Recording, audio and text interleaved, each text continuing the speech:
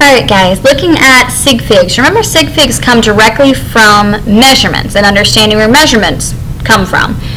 Remember that all measurements have some degree of uncertainty, and that uncertainty will come from that estimated digit. And we'll look at that estimated digit in just a little bit. But the uncertainty also will affect the precision of the measurement, which is all based off the device. The more precise the device is, the more certain the measurement is. The less precise the device is, the more uncertain the measurement is going to be. Okay, so just kind of remember to look at that measurement in terms of estimating that one more value. So let's say that's our line, and we'll look at the bottom of the line, not the top of the line. Okay, we would say for sure this is about 6.5. Okay, those are the numbers we can recognize. We can we can recognize the 6 millimeters, and we can recognize the 5, and it's somewhere between 5 and 6. This is where that estimated digit comes into play. It's not actually 6.5, it's about maybe 6.5, looking at it, maybe 6.55 or 6.56, it depends on what you're looking at. I'm going to say 6.55 millimeters. So this right here is our estimated value. Remember that we always estimate one more digit every time we measure, regardless of our measuring device. Okay, so this gives us 3 sig figs. Every number that we measure and estimate is a significant figure. Okay, same thing looking at this. Let's say our meniscus is right there. Okay, and again, remember we're looking at the bottom of the meniscus, and I apologize for my terrible drawing. Okay, again, we can see the 40. We can see what looks like to be about 46 is where it is, roughly, so we can say it's 46. And then we estimate one more digit. Well, in this case, I'd probably say about 46.1 or 46.2. And this is probably milliliters, looking at the picture of it being a graduated cylinder. Okay, so the precision here goes to the 10th place. Okay, remember back here, this went all the way to the 100th place. It depends on the instrument we're working with. Okay, this one goes to the 10th place. That one went to the 100th. This one, we're going to notice, is even less precise. Okay, again, I apologize for the terrible drawing. We'll do the bottom of the meniscus, which is about right there. Okay, notice our digits on here are only really the hundreds that we can see and measure. So right here we can say, well, it's 200, but what we're actually estimating is the tens place. So maybe because this is about 225 and this is a little bit lower than that, we might say this is about, I don't know, maybe 210 to 215. Well, you can't say 15, so maybe about 210 is what we'd go with. Okay, the reason I can't say 15 is because I can't estimate this digit because I'm estimating this digit. You can only estimate one digit. So you're estimating the tens place here, which means the ones place has got to be a 0. Okay, you could be measuring the ones place, like let's say we know it's 150 and it's above 150. You might be able to say it's 155 or something along those lines, but in most cases with a beaker, that's about as precise as you're going to get. So that's, again, using your estimated digit to get precision in measurement. So this guy right here, we only measured the 2 and 1. It has 2 sig figs. Going back and looking at the last one, we measured the 4, 6, and the 1. We estimated the 1, but that is a measurement. This guy has 3 sig figs. Okay, and again, if we go back and look at that first one, we measured the 6, the 5, and we estimated the last 5. This guy also has 3 sig figs. It's all about measurement. That's where sig figs are coming from. Now, accuracy and precision, we've used the word precise a couple times. Now, that's dealing with the instrument and how deep the measurement can go in terms of value. So like, is it going to the 100th place, or is it going to the 10th place, or is it only going to the 100th place? That type of precision. This, when we're actually looking at precision versus preciseness, precision here is how often your numbers agree. So like, let's say we're looking at this target down here. Well, this is a group of 4 that are pretty close together. We would say this is fairly precise. Okay, this right here, this group of 4 is spread out. So is this group of 4. Those would not be considered precise. Now, accuracy is how closely the measurement agrees to the actual or true value. Well, if we consider the bullseye accurate, there's only one target that actually is considered accurate, and that's going to be this bottom right one right here, because all 4 holes are hitting into that bullseye. This one right here may be considered somewhat, to a certain degree, accurate to some extent or another because it's close to the target, but the measurement itself is not really accurate. These right here that are hitting the bullseye are accurate, and because these 4 are all close, they're also considered precise. Okay, so like right here, this is a close measurement. These 3 are not.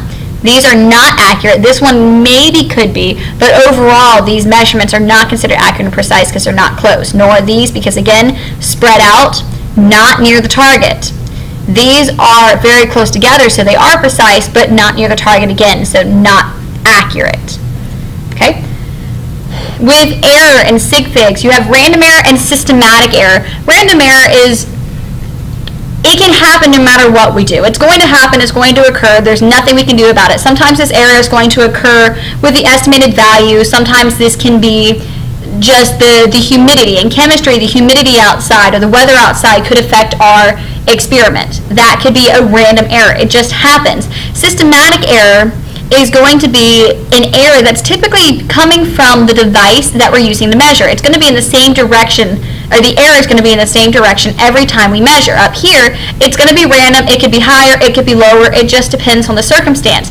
Down here, the instrument may be poorly calibrated or may be wrong altogether, so it's causing the same error over and over again. So that's systematic versus random error. Okay, commonly what we're going to see in this class is random error more than systematic error, but we may have an instrument that's not working correctly one day, which could be systematic. Okay, now sig figs, everybody's favorite thing. Let's talk about identifying sig figs. The main thing here is that if it's not a 0, it is a significant number. So let's say we're looking at 56.9. Okay, well the 5, 6, and 9 are all considered non-zero integers, so therefore all are considered significant. Okay, so there are 3 sig figs in that number. The zeros where things start getting a little bit interesting. Okay, we can have zeros that are considered captive or in between significant figures. This would be like 50.9. This 0 is between the 5 and the 9. It doesn't really matter what the decimal is. That's not important. It's the numbers that surround the 0. Okay, you could have another one. Let's say we have 10,001. These zeros are considered captive zeros. If you have any zeros that are between significant figures, they are also considered sig figs. So this guy right here would have 3 significant figures. This guy right here would have 5 significant figures because the captive zeros are considered sig figs. Anything that's trailing or is after a decimal and a number is the way I describe it, is also significant. So let's say we have 51.00. Okay, well these zeros are not captive zeros, but they are a 0 that's after a decimal and there is a number somewhere in front of them, meaning these were measured, meaning all 4 of these numbers are significant. So this guy has 4 sig figs. Another example, let's say we had 100.00. Again, you have zeros after a decimal with a number in front of it. So again, all 5 here are significant. Let's look at a situation where we don't have zeros after a number and after a decimal. Okay? These first 2 zeros are after a decimal, but there's no number in front of them, so these 2 are not considered significant. However, this back one is after a decimal and a number in front of it, so it is considered significant. So this guy would have 3 sig figs. Okay? And then basically any 0 that does not fit in those 2 categories is considered not significant. So looking at these right here, they don't fit in as in between zeros, nor are they zeros after a decimal and after a number, so they are not considered significant. Another example is, let's say we have 1,000. Okay, these zeros are not after a decimal and after a number, nor are they considered captive. Therefore, they are not significant. Only the 1 is a significant digit here. So that's identifying sig figs. Okay, I can get you more practice with that if you need, but that's just basically the rules of it. Okay, the big one with AP Chemistry is exact numbers as well as conversion factors have an infinite amount of sig figs, so we won't ever use those in determining sig figs in our calculations. Okay, and remember that if it's in scientific notation, like let's say we have 1.00 times 10 to the second, okay, these zeros are significant because they're shown in scientific notation, meaning these 2 zeros are significant at 51.00, meaning if I was putting this in scientific notation, I would have to show those zeros as well. So 5.100 times 10 to the first. Okay, so looking at multiplying and dividing sig figs, remember that your answer can only be as precise as your least precise measurement. So 4.56 has 3 sig figs. Okay, we can know that because the 4, 5, and 6 are all non-zero integers. 1.4 has 2 sig figs. We do our calculations and get 6.38. But the thing is, 2 is my smallest value of sig figs, which means my answer can only have 2 sig figs. So we round to 6.4 to get 2 sig figs. Another example, let's say we have 100 divided by, let's say, 25. Okay, well, we know that's going to equal 4 to begin with. Okay, but is it 4 or 4.0? Well, 25 is 2 sig figs. 100 is 1 sig fig. Because 100 has the least amount of sig figs, my answer can only have 1 sig fig as well. So 4 is the correct answer there, just to give you another example to look at. Okay, adding and subtracting is a little more difficult when you're looking at sig figs. What you're basically looking for is numbers after the decimal with adding and subtracting. So 12.11 has 2 numbers after the decimal. 18.0 has 1 number after the decimal. 1.013 has 3 numbers after the decimal. Your answer should only have the same amount of sig figs as your least, so 18.0. So our answer is 31.123. Because 18.0 only has 1 number after this decimal, our answer can only have 1 number after the decimal. So what we round to is that first number. So our answer becomes 31.1. Adding and subtracting, you're not going to see too often in AP Chemistry. It's that multiplication and dividing that we really care about. And that's about it, guys. If you have any questions about sig figs or need extra practice, let me know.